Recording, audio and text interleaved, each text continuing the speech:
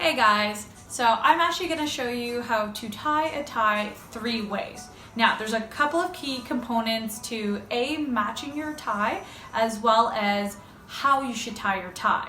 Now I paired a classic skinny black tie with this specific suit because my lapels are thin. It's really important that you want to correspond with the width of your tie to the width of your lapel. That's one step. Another tip would be is that you actually want to make sure that you're measuring according to your torso.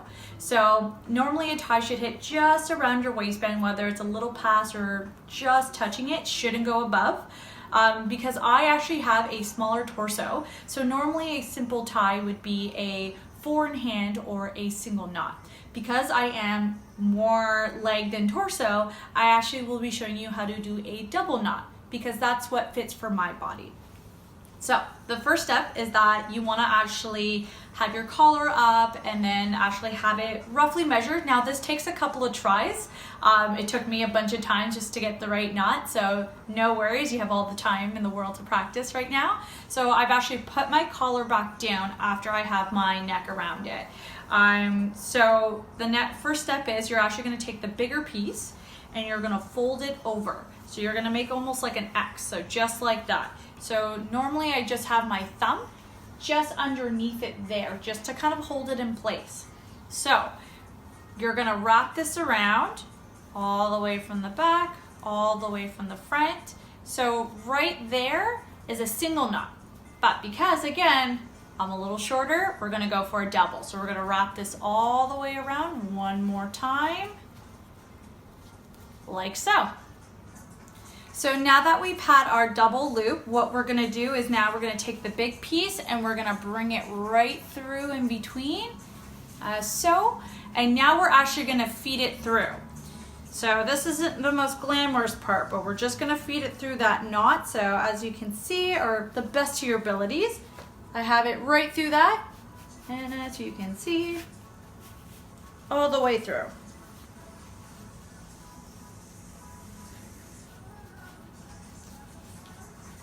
So now that you've fed your tie through the knot, what you're gonna do is you're gonna hold on to the knot here.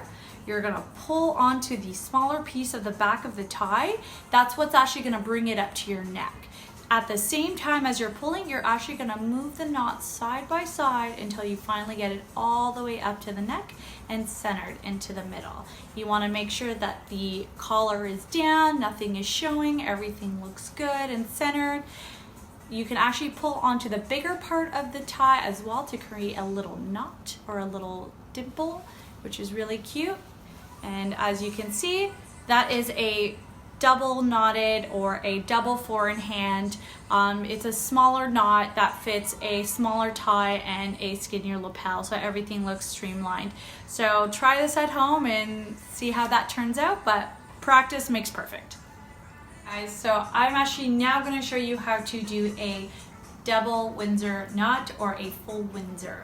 So the reason why I'm doing it with a regular size tie, which is about 2.5 inches, it corresponds with the width of my lapel, so a bigger knot and a bigger lapel, just match made in heaven. So to do this again, so I already have adjusted my length according to my torso. So like all the other ties, we're actually gonna do the cross again. So big piece over, having the thumb in place, and we're actually going to feed that over and we're gonna cross it to one side. So I'm crossing it to my left and then I'm gonna bring it back inside. Again, holding on to the big piece, and I'm actually gonna cross it to the other side, as so. So as you can see, I adjusted my thumb and again, I have it back in place. So here you have a nice little shape right over here, almost looks like a heart. So now what you're gonna do is you're gonna wrap that all the way around. So I'm bringing it to the back, wrapping it to the front, like so. Pause. All right, so now you're gonna wrap that all the way through until you hit the back, and then you're gonna feed it through again.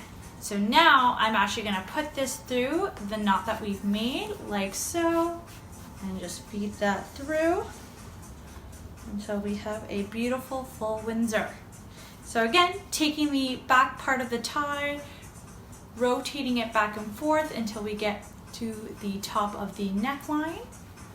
And then this one I'm actually gonna play with more on the front, so we get that really nice crisp triangle.